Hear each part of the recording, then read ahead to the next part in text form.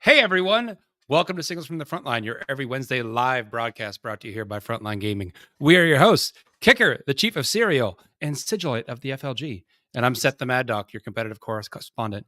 Kicker, how have you been doing, buddy? Dude, I have been working behind the scenes nonstop to get all the tickets live and organized. I mean, since last week's episode, I we've don't got believe you. LSO, we've had ACO. I'm working on Cruise Hammer already. Like No, it I was don't a lot. believe it. Show your work. Show my work. Show my work. Go Yeah. online. You can see all the tickets. Those tickets don't happen on their own. There's a lot of basically boring grunt work that needs to get done to get everything live, but it is good to go. And at the same time, I've been nonstop staying up late, hobbying like a madman. And yeah, pretty excited. Trying like new stuff too. I figure when you get a new armor, you can try new stuff. So that's been exciting. Although it does impede my progress because I'm like, oh, I want to try this. I want to try this. In case you haven't realized, I get distracted easily. So, Yeah. oh yeah, Yeah. there it is. Look, Kicker. Distraction. Sneak peek. We're going to talk about that in a second. That is my base. By the way, if you are listening to our podcast, you should be watching our podcast live every Wednesday night at 9 p.m. Eastern Standard Time. So you can watch the wonderful chat. Where Seth, why don't you describe this new feature? I love this feature, man. The chat box feature. Yeah, lovely text priest Richard here has added the ability to pull comments from Twitch. So if you're watching us live and you want a chance for your comment to pop up on the bottom of the screen and Kicker and I to react to it, you got to be over on Twitch. We can see comments from other sources through other means, but if you want it on the stream, it's got to be Twitch. Yeah, and of course we always have the visual aids that we have, the graphics and whatnot, and of course the photos of things we're talking about. So if you can watch us, you should be watching us. And of course, always remember to like, share, subscribe, and you know you can always Do all the things that help the algorithms. do all the things. All right, Seth, what have you been up to, man? Building crisis suits. Oh, of course, you were going building more hard of in your those. Tau.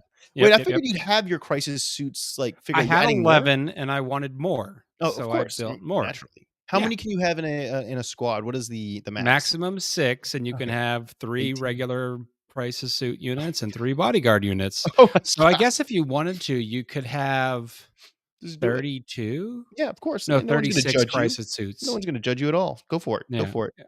It's not. I'm not running a 36 crisis So suit you've been this week. flexing your hobby muscle. I hear you've Yeah. also been flexing your physical muscle? I don't know. Yeah, Is that you're jumping ahead on my notes. sorry. I played new Tau into the new Eldari. I've had Right. some fun with that.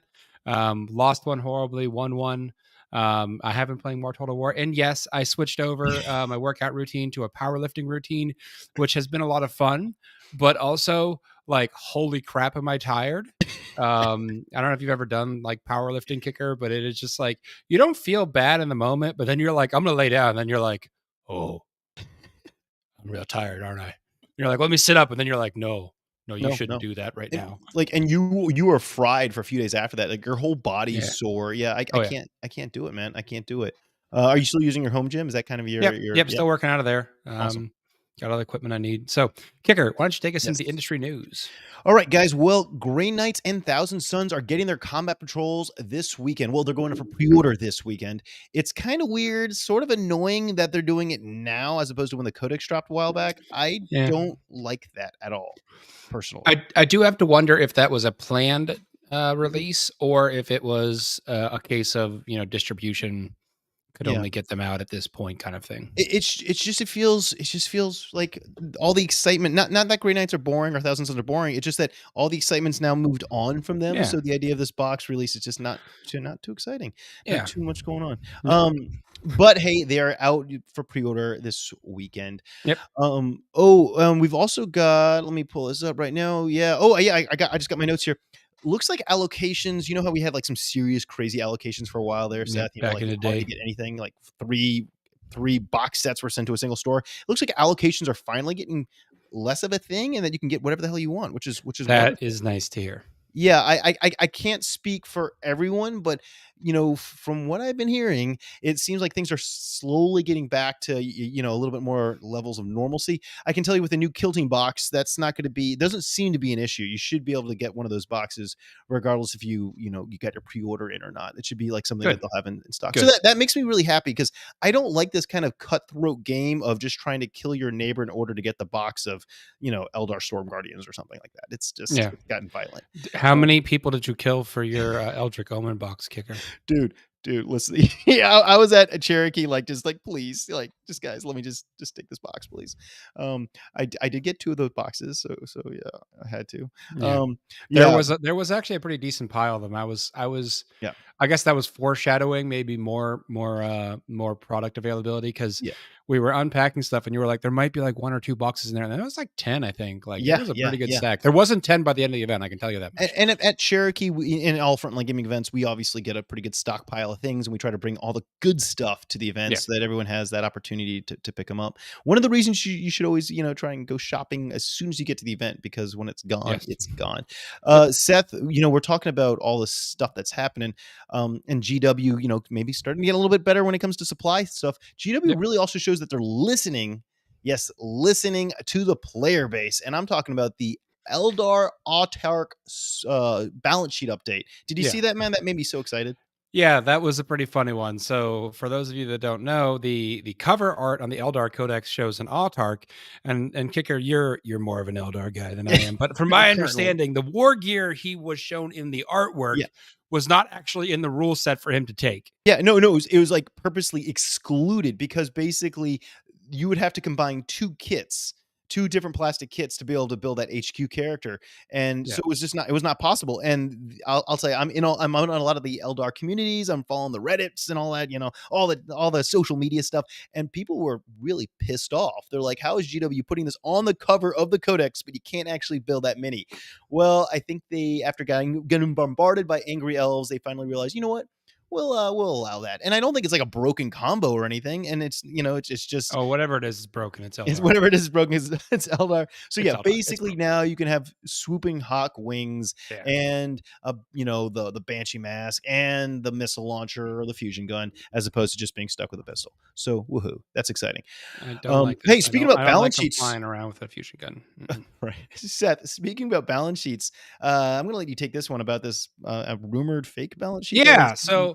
So last week, the internet went ablaze for like I don't know 3 or 4 hours when some leaked data slates came out where it was supposed to be a rebalancing of competitive 40K, and within a few hours they were proving to be fake.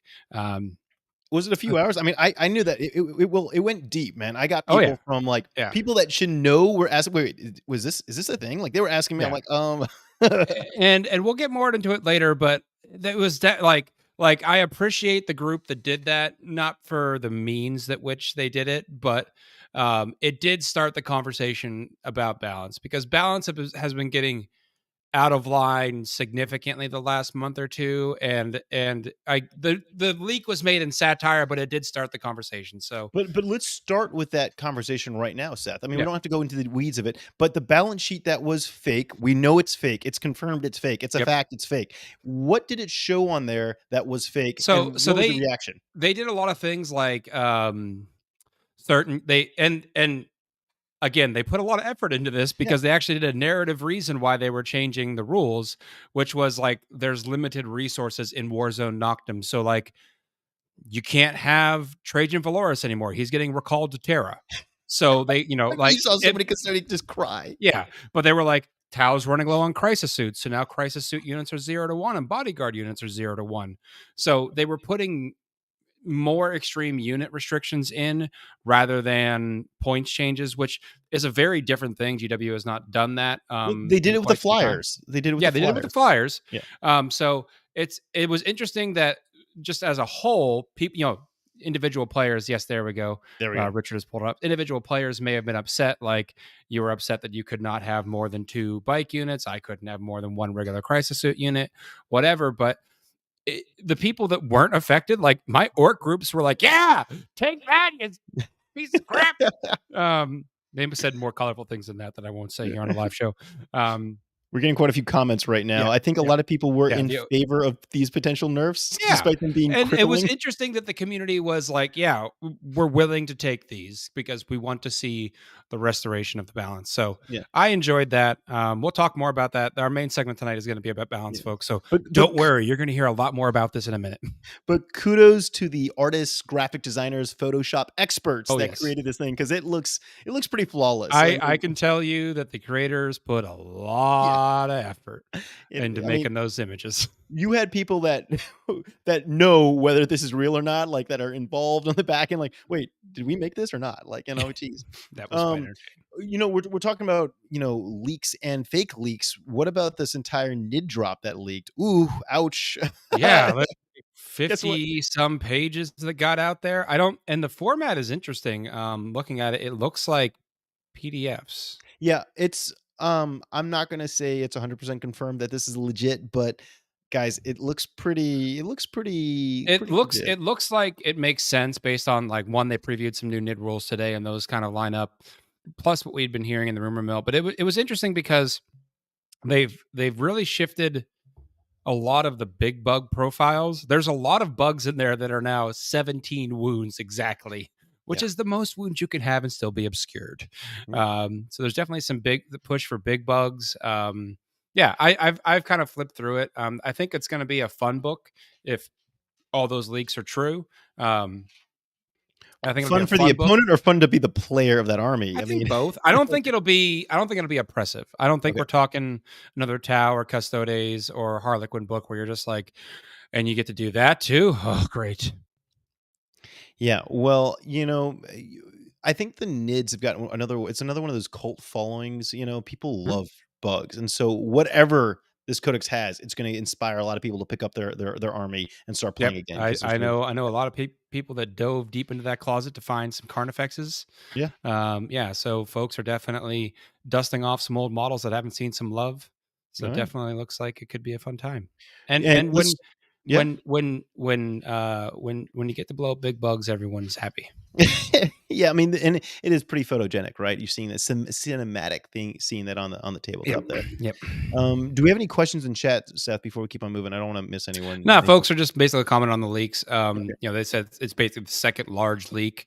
The first being the Eldar Codex that kind of leaked through December. So Yeah, yeah. maybe a similar source there. So is somebody being super sneaky on the inside? Well, I don't know. All right, let's move Mhm. on, guys. Speaking of leaks, here's a leak, and let's bring this up, Tech Priest Richard.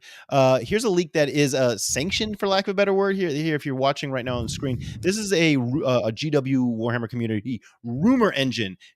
I bet you guys know what that is. I bet you guys know what that is because I do. It is definitely a new Tau weapon, right?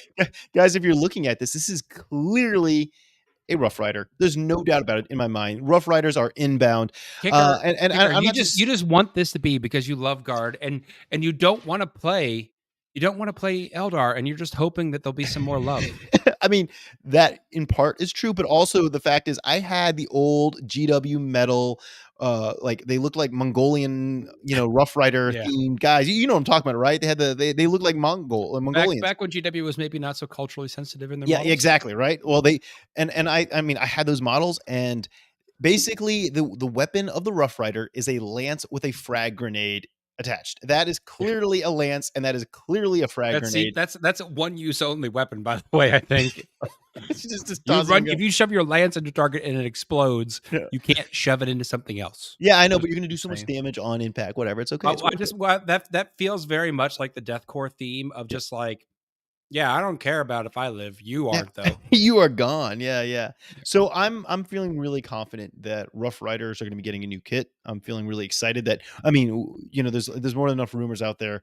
We're not going to go into them on this show, but Guard are obviously going to be getting a codex eventually, and a lot of the stuff that's been released so far seems really positive, Ooh, and it looks like we should be getting some good. new. We have a good comment from YouTube Okay, let's hear from it. Hunter Nichols. It's actually a Primaris Lieutenant mounted with a lance. There we go. There we go. There we go. It's another It's Primaris Lieutenant. that's the real take right there. My bad, guys. I am so sorry. You're absolutely Clearly. right. It is not a Rough Rider. It is just a Primaris Lieutenant. I'm so sorry, guys. Oh, hey, let's talk really fast about some stuff that I've explored with and found recently. This is a brand new product that I don't know if it's new to the world, but it's new to me. Let's pull that image up of that base that we kind of sneaked earlier. This Sneak is peek. yeah, right. Look at this. If you're watching, you see this beautiful base that you just used as a test run here. Look at like the mulch, not the tufts, not the texture paint, the mulch on top. This is stuff made by Geek Gaming Scenics. I have never heard of this company, but I wanted to really go with an awesome base for my new Eldar army because I'm painting the models like crap. So I'm like, if I have a pretty base, then hopefully it'll compensate for the crummy paint job because I'm just in such a rush to They'll get together. distract from it. Exactly. It's a distraction base. There we go. And I mean, guys, Google if you're on your home right now, or, on your computer, Google Geek Gaming Scenics. They have like the best, like, I don't know, like AstroTurf, for you to throw onto your base and dump. Like I got the pine floor look, but you can get like hillside, urban. It is mind blowing. I am totally sold on it. I think it's actually a UK company, but they have a US distributor. Anyway, highly recommended. But right next to it, so here we're talking about something great. Right next to it, something that's kind of a flop is the tough on the left. If you're looking at the photo that I have there, that is one of the brand new GW toughs. As you Oh, may or may not know, GW completely redesigned their very popular toughs. Seth, did you ever yep. use the GW little toughs? I have not. I predominantly have used Army Painter Yeah. Tufts. Army Painter Tufts are definitely cheaper, and Mhm. Army Painter Tufts had a huge range of colors you could choose from. So I've used a Yeah. lot of both Army Painter and then the two options of GWs. Well, the new Tufts, which so GW removed, I guess canceled, or was no longer making the old style, which I really Mhm. liked, and they introduced these new style. I had to try them. I love basically every GW product, but these I was like, oh, these are really weak. First of all, they're not sticky. The old GW Tufts, you can really just stick them right on the base. You don't have to use glue or whatever. These don't have many random shapes. The old GW Tufts were really cool because they had all these weird shapes that made it look really natural Yeah. and organic as opposed to just all circles. And then what's really kind of disappointing is that the Tufts themselves don't have a bunch of different interesting shades or a mix of colors in the actual Tuft. So it's just kind of like bright green and light green in one Tuft as opposed to like 4 or 5 Kicker. colors to make it look really. We're gonna have to interrupt you here Yeah, shoot. because there's a new business idea that's up on the screen Oh, now oh, oh, what is, that what you're is it? What gonna is it? need to credit Tamagotchi Express for. It says, I wonder if FLG can make printed bases that match their mats. Ooh, ooh, ooh, I love this. I love this. I love it. Tamagotchi in with a great man. That guy's always shooting out great ideas. I love this. I guess I'll be talking with Frankie about this. Yeah. We were also Frankie, talking. how little can we print? Like, what's the smallest area? Yeah, right. What's the 25 smallest millimeter little base? area? Perfect. I mean, I think that'd be pretty damn sexy. Oh yeah. And yeah, so anyway, I don't know. I'm gonna keep on trying these GW Toughs, but I might be. I don't know. We'll see if they. I don't know. They win me over with time. Another big win though. This one is a massive win. There's a brand new product that I have to brag about. It is the new Eldar Guardian kit. Here's an old. I know you don't like Eldar. Just deal with it though. The kit I'm is just here. basically from the casual observer. It looks the exact same as the OG plastic minis, but it is a world apart. I mean, everything from the amount of stuff on that stupid sprue to the fact that they designed it. Yeah, Seth is falling asleep here. But to the fact that, and think about it like this, Seth, they did this for the GW Guardian kit. I'm sure they're going to do this for other kits as they roll them out. They made them easier to My build, two and then armies have been updated, buddy. oh, I'm you're just good to here. go. You're good to go for a while. You're good to go for a Yeah. while. Well, like like the weird little Eldar, like I don't know, like backpack poles that shut out. I don't know Yeah. the lore behind them. You know what I'm talking about? They have these weird like poles that stick out of the backpack. You had to used to like manually put those on. Now they're part of the backpack, which is really nice. Anyway, I just finished spending the weekend putting together 45 Eldar Guardians, and I am blown away with how great that kit is. All right, let's jump into the good stuff, Seth. Lone Star Open, the military block is Mhm. almost full, if not already. Yeah. Today is Tell us some more about Wednesday. the military block. What's that about? Okay, cool. So Lone Star Open is our military appreciation event. The tickets went on sale last week. We are doing a lot of special things at this event for military people who currently serve or have formerly served. One of those things was they got a special offer to get a super ridiculously discounted room rate. You had to go through your military branch representative that was listed on our blog to get access to that block. I'm pretty sure the block is, as of yesterday, there was one room left in it, and Oof. I'm pretty sure it's Okay. long gone now.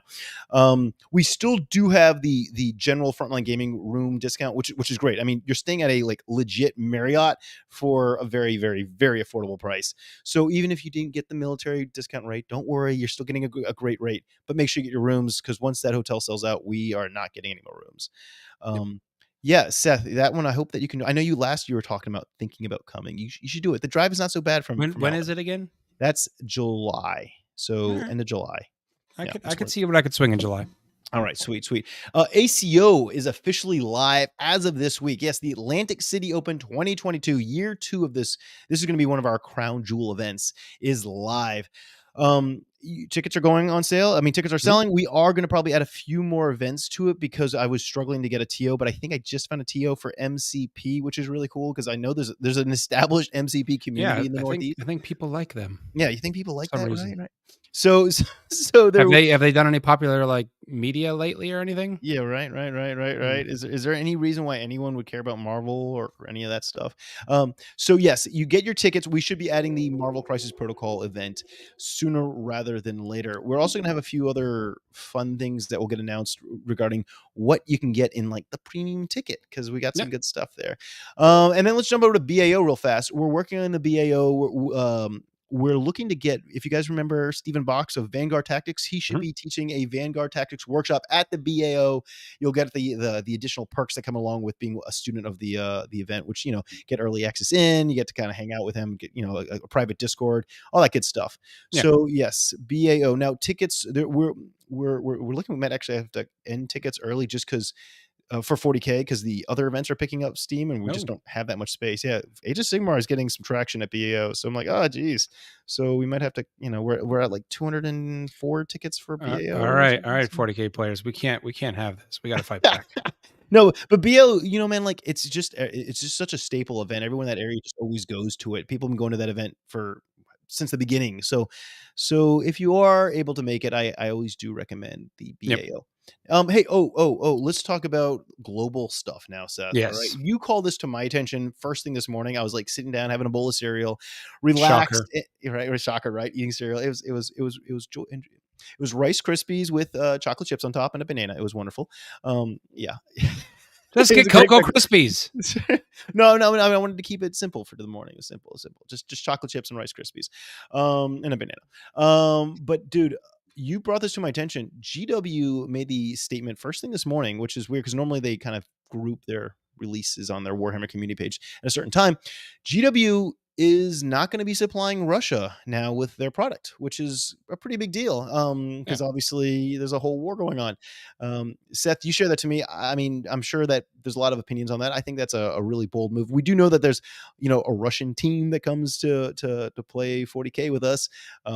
But I think that it's I don't know. I don't want to say my personal opinion, but it's nice to see the world kind of trying to Yeah. do what they can do to. There's a lot of companies that have pulled out Yeah. of Russia. I mean, Mhm. within the last week or two, it's been like McDonald's and Yep. Coca-Cola. I think Netflix has blacked out there, Yeah. Apple Pay, Google Pay. So a lot of folks pulling out of there. Good to see that GW is making an informed decision there, because if you're following anything about this war, there's not a lot of winners Yeah. going on either side right now, Mhm. but definitely Russia needs to back off. Yeah. I gotta say that GW in the past, I'd say 22 years, 24 months, Yeah, GW has really been making statements as a company, which a lot of yeah, times companies usually just try to stay neutral. No, they've been very vocal about yeah, all sorts of things, which has been yeah. I impressive. mean, I am under no delusion. GW not supplying Russia is not going to end a war in Europe, but it's at least a statement, and it's Yeah. like it's the company sharing some values that the community Yeah. has, that Yeah. we don't like the idea of people. We play a war game, but we don't like the idea of people actually getting invaded and killed. Keep it on the tabletop, damn it. Yes. So Speaking about GW, I speak with the guys usually once a week or so, and I want to mhm, let you guys know that GW's support of the ITC and tournament play is ongoing and moving forward. The guys mhm, are amazing. The guy yep, behind the scenes, there's so much going on. It's all worth it. It's all amazing. It's just slowly rolling out. But the yep, the TO support from GW is slowly happening literally as we speak. There's a great team working on it. So if yep. you are a TO, I just actually stand by. saw that some TOs have already received their codes Yes. Do you as want to support. elaborate on that, Seth? Because I don't want to misspeak too much or go into too much detail that I shouldn't have. Yeah, But mainly what because Kicker, hopefully, he doesn't say too much. But there was an application process for TOs to apply for support from Mhm.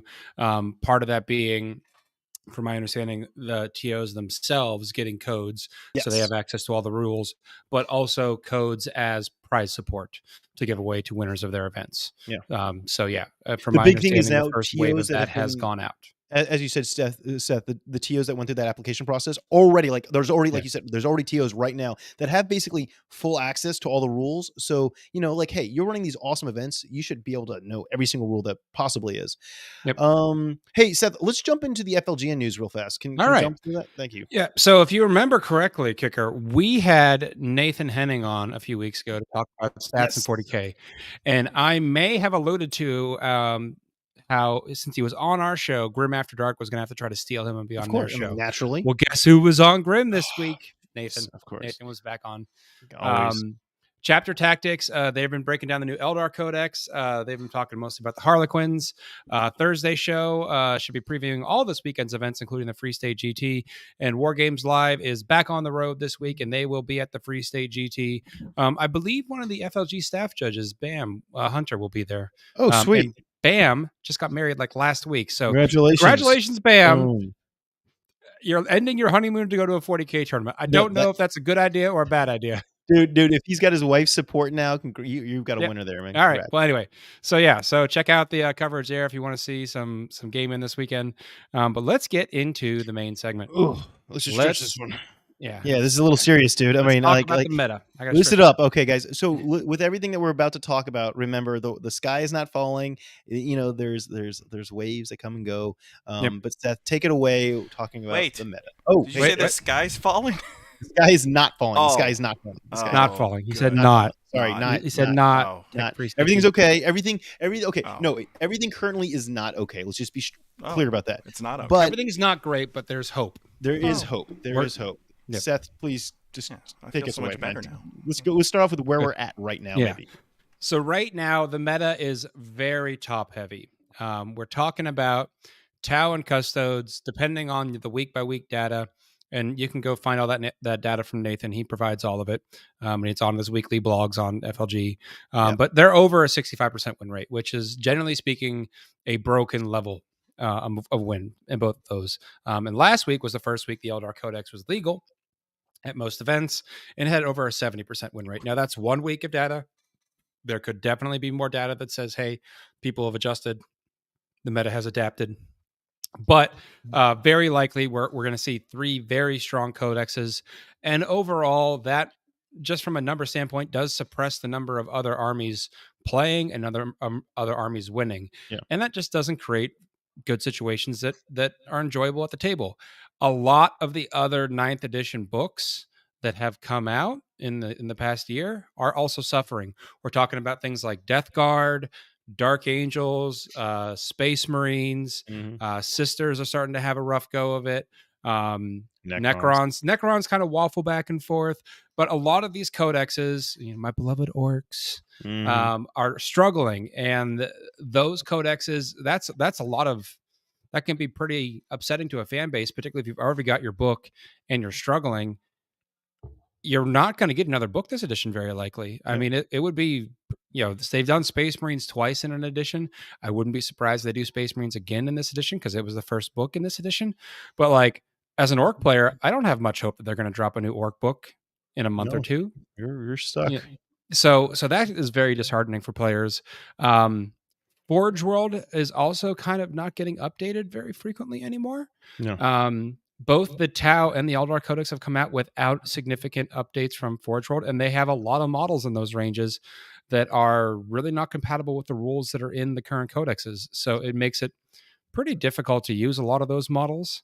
And we're nearing the end of the book cycle edition-wise. We're talking about 6 codexes, one of which is NIDS. But we got Knights, Chaos Knights, Guard, Chaos Space Marines, Demons, and NIDS are the ones that actually need books. And possibly something else. Yes. They certainly could do a new thing. Yes. Please, GW, hear me. Traitor Guard. Traitor Guard. Ooh, I like that. Do it. You can take the guard range you have. You can slap upgrade sprues into the box. Boom. Give me Traitor Guard. I've read the Gaunt's Ghost novel since I was a kid. I want to play Blood Pact. Okay. There you go. Boom. I like it. Anyway, but the point is, 6 books are not going to rebalance the meta. 6 books at best are going to add new things into that S tier category that are not. They're not going to help those suffering books. They're not the gonna suffering help books are down there. Low win rate books. So, what is we got to look forward to The quarterly update is due in April. There was that little bit of an update right after LVO. With I think mostly just kind of nerfed Thick City, that Drukhari Prophets of Flesh list. So what could be done in that update? Well, like we said earlier, with the fake update, they had introduced the potential of limiting of number of units. So you can do points adjustments, and everyone knows that that's a way to balance things. But that is actually, it can be kind of difficult to get that right. Particularly when you're trying to make decisions and maybe you don't have all the data yet and you've got to make a quick decision. And that's why everyone always says, like, oh, GW has the patented triple nerf, because oftentimes it takes 2 or 3 updates to get something back into balance. So they could look at doing, go really heavy like they did with orcs, and they could overdo it. Yeah, they could overdo it. And that's what you don't want. You don't want your faction getting smashed into the ground. Yeah, so there certainly could be points adjustments coming in that period, but we could also see unit restrictions. We could see, hey, you can't have certain unit restrictions. Past things that they have done well that I would like to see. Kicker, do you remember the beta rules in 8th edition? Oh, dude, yeah. That was, I think, Yeah. Bolter Drill was a beta rule, I believe. Bolter Drill was a beta rule. The Rule of 3 was a beta rule. Yeah. Reserves not coming in turn 1 was a beta rule. All of these things that we now take as like fundamental portions of 9th edition started off as them saying, we want to try this to balance the game. We're going to gather data for 3-6 months, and then we're going to adjust. I think they could do something like that again. They could bring back the beta rule system. If everyone's complaining about indirect fire being overpowered, they could do something like say, hey, indirect fire in the beta rules can now only target the closest enemy unit. Yeah. You could do something like that. Or it could take a native -1 to hit that you can't do anything about. Yeah. Or and they have the platform to do this, right? If the beta rules were free on the app, boom, everyone has access, can start playing with them. And then obviously they keep and by making it a beta rule, it's also like, hey, if this is too much, we'll reel it back. We're not writing this in stone. So I think that's a great choice for them. They used to also do a 2-week, pretty much guaranteed FAQ post book launch that you could expect. They did get a Tau FAQ out this week, which was good. I think they also, I can't remember. No, it was no Eldar FAQ. No, not yet.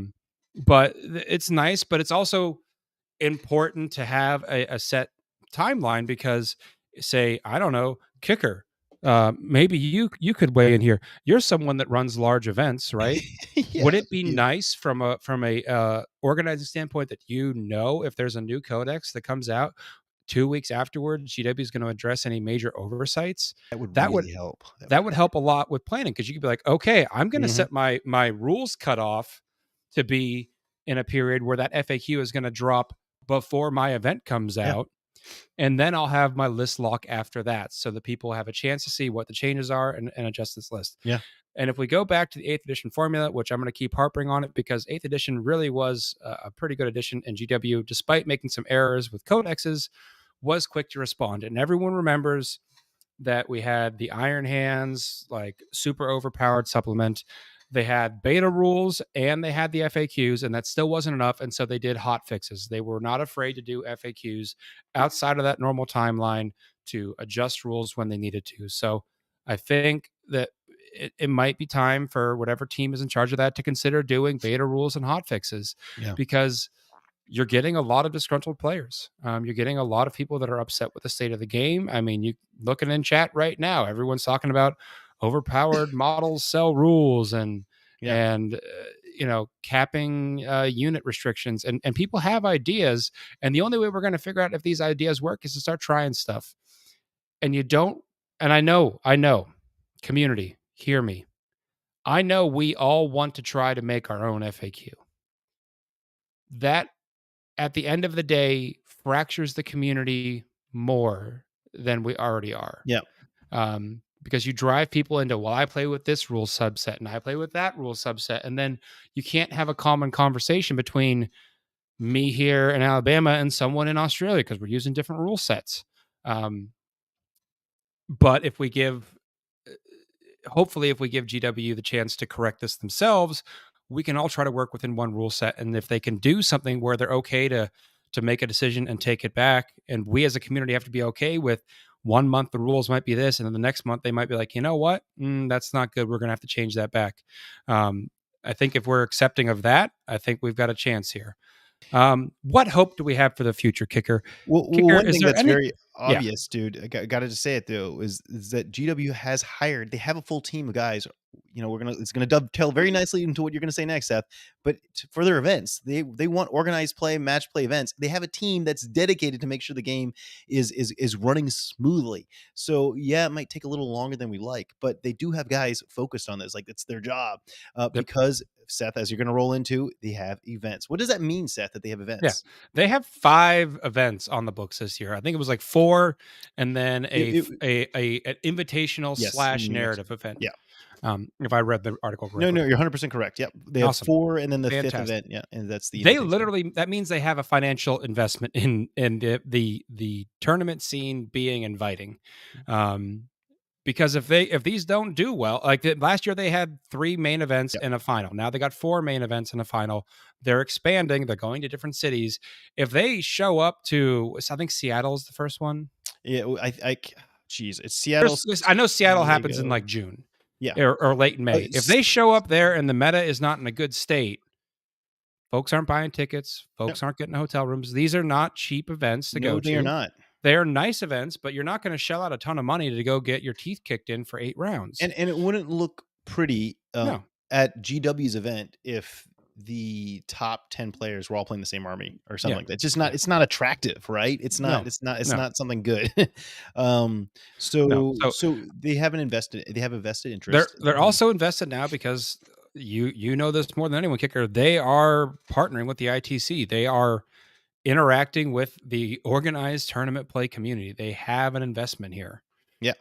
Yeah. So So guys, they are working hard. I mean, I talk to these guys once a week at least. You know, they're working hard to keep everything moving along. I have no doubt about it that we're going to figure out this Tau Custodes headache as well as other codexes roll out, right? Because I have no doubt hey, yeah, I was like, I'm not all at fault here. Blame the Eldar. yeah, blame the Eldar, right? Blame the it's not the Eldar, dude. It's not the but like let's be honest. We know this new bug book is going to probably be pretty solid too. So It's we need looking to pretty good. we got to figure out how to keep the game, how to keep the tournaments Yeah. exciting because no one wants to go and see. It's also just not fun when you see a tournament where like a quarter to a third of the field is 1 or 2 armies. Like a lot of tournaments, like just not. That's just you want some variety. There's like what 20 something armies in this Yeah. stupid game that we love. Let's see them all out there playing. Yeah, and a lot of folks, and it comes down to personality. Some folks, and I'll use a video game analogy here. Some people are like, you know what? I just want to be the best, whatever game system you're playing players. You know, I want to have the highest score. I want to be the top of my team on Overwatch. And some people are like, I just want to do some goofy crap with Junkrat and Overwatch and see how many people I can kill with Rip Tires. You know, so different people are going to set their own goals. Folks that are willing to take lists that are off meta and they want to do goofy things are like, you know what? I really like, I have a friend in Seattle that he takes a shadow sword and he's like, my goal is to kill a character with that shadow sword every event. That's all I want. And that's his fun. He's like, I will do whatever I got to do game wise to get a character exposed and shoot him with a shadow sword. If that's your fun, have your fun, man. But if you are playing at the top end, it can get stale, particularly when this is the same thing every week for the last like month and a half, So there definitely is some folks that they're losing the fun of the game. So I think, yeah, it's definitely something that we need to be looking at, and we need to be pushing GW to work for. Mm-hmm. Yep. All right. Well, chat, you guys were really engaged. I actually had trouble keeping up with all the comments. There's a lot of stuff going on there. Yeah. So let's talk about the ITC recap, and then I will swing back around, chat, if you have questions. But let me get to the ITC recap. Anyway, 40K competitive track. Let's hit it, Richard. Boom. There we go. Boom. Let's bring that on down. Bow. I'm doing hand motions and sounds. There we go. Good job, Richard. Number 1 is Quentin Johnson. Number 2, James Marsden. Number 3, Sean Rice. Oh, they've changed the rankings on me again. That's okay. That's okay. This is we can be like 6 hours. Number 4, Ryan Snyder. I'm gonna say this is now what 4 weeks in a row now. I waited until my lunch break today. I will tell you these there's no rhyme or reason to when we update the rankings. It's just when somebody presses enter. Could someone send me a text when you guys do this? All right. I can't even read. My screen's blurry. I'll go back to just the website, I guess. we can Yeah. give the guys that are All right. Anyway, back well, at number 5 is Jay Seabarum. there we go. Boom. Yeah. Hobby track. Who knows if that's changed? Let me find out. I'm not salty. You're salty. We still got Quentin. Yeah. Quentin is still number 1. All right. Quentin's number 1. Jamie Pirazzoli is number 2. Eric Mullins is number 3. Evan Williams is number 4. And Steven Scott is number 5. That looks basically like the same list I had. Yeah, it is. All right. I threw you for a loop this week. Ooh. I added 40K teams. Not guilty. Oh no, I like this. I like this. So our number 1 team is Legion. All right. Number 2 is War Master. I think Legion is up in Pacific Northwest. Don't know where War Masters is at. Number 3 is Dice Down. You might know number 4 kicker. That's Vanguard Tactics. Boom. Stephen Box and his boys. Number 5 is Glasshammer Gaming. Well, that's another UK based group. Yeah. Yeah. So UK's early on the score. All right, let's hit AOS and see if my notes are wrong. I don't hope so. Richard. I hope they're right. All right. Number 1 is Levin Sichanava. Number 2, Matt Nguyen. I'm having trouble scrolling. Sorry, folks. I have a tiny little screen to read off of. Number 3, nope, a little bit lower. Number 3 is Aaron Newborn. Number 4 is Thomas Guan. And number 5 is James West.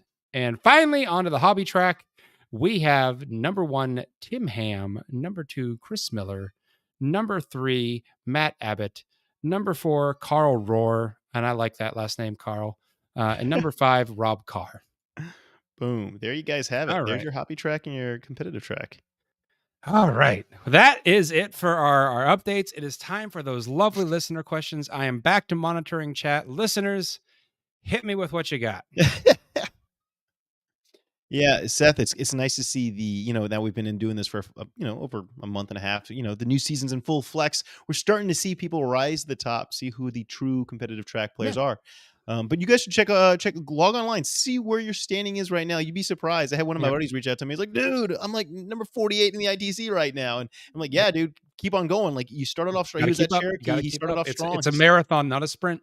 It's a marathon. You're right. You're right. But if you start off strong now, you'll hopefully have the energy to keep on going throughout the year. You keep that. We got some questions that are relevant for you here. How would a fledgling 40K TO get into the support pool, ITC mailings, etc.? Okay, so there has been a pretty firm lockdown on adding people into like the ITC TO group, purely because we're trying to get through that first initial group, the people that have been like TOs for not weeks but for years, get them taken care of first. But as that initial, I guess, the old school, old blood, the old guard. As once the old guard is taken care of, we'll start helping out all the newer TOs. So where would we might hear an announcement about that? I'm sure there'll be a very formal statement, probably from Frontline Gaming, in the form of, are you on our newsletter? You should be on our newsletter. If you're not, make sure you sign up on the newsletter, as well as the Frontline Gaming community group where we post everything first. And perhaps on a certain podcast. And perhaps on a certain podcast you're listening to right now. Yep. Kicker, any opinions on the Tyranid Codex leaks? Big bugs. I got to tell you good? that I've heard, even Reese was talking about it. Like he's stoked about it because everyone's reading these leaks. And Reese are you telling me that we might attract the fabled lone wanderer Reesius back to the 40K meta? Oh, dude, yeah, totally. I mean, he was getting buzzed about it, and then I mean, obviously, I know quite a few bug players that like have been playing bugs, regardless of how good or bad the codex is, and they're all really stoked about it. I think the big bugs are gonna have their day, at least for a little while, which I think is nice because traditionally they are a horde army. So to finally be able to play your big monsters like this, short-term monster mash, white dwarf list we've been playing, it would be nice to see it actually. I'm not going to tell Richard. Oh, there it is. I was like, I'm not going to tell Richard to show a certain comment, but I think he'll. What comment do we got? Does Kicker like big bugs and he cannot lie? Yes. I do live in Louisiana, so I got roaches the size of Eagles. Joke about a song kicker. Oh, yes. No, I do. I listen to Sir Mix a lot. Come on, don't tell me.